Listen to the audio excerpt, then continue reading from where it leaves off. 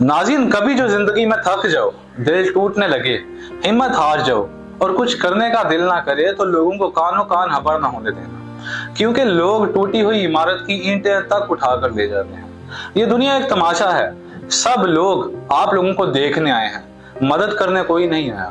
लोग हमेशा कामयाबियों के दीवाने होते हैं, कमजोरियों के नहीं। और अगर तुम अपनी जिद्दोजहद, अपनी मुसीबतों, अपनी मुश्किलात के बारे में लोगों को बता दोगे तो वो तुम्हारे ख्वाबों को रोंद कर रख देंगे, तुम्हें जलील कर देंगे। अपनी कामयाबी की लड़ाई लड़ो और अंदर से अपने आप को मजबूत करो, क्योंकि जो लोग अंदर से मजबूत होते हैं वही बाहर से कामयाब भी नजर आते हैं। और अपनी जिंदगी की, अपनी कामयाबी की हर ईंट को मेहनत से, सब्र से, इस्तेकामत से और खुद एतमादी से रखो।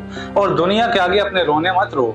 उनको ये बताओ कि मैं वो शख्स हूँ जो कि एक मिट्टी था, मिट्टी से उठा और एक पहाड़ बन गया। क्योंकि जो अपनी कमजोरी छुपा लेता है वही असल फातिहा कहलाता है, और जो हर हाल में चलता रहता है वही आखिरकार अपनी मंजिल को पा लेता है।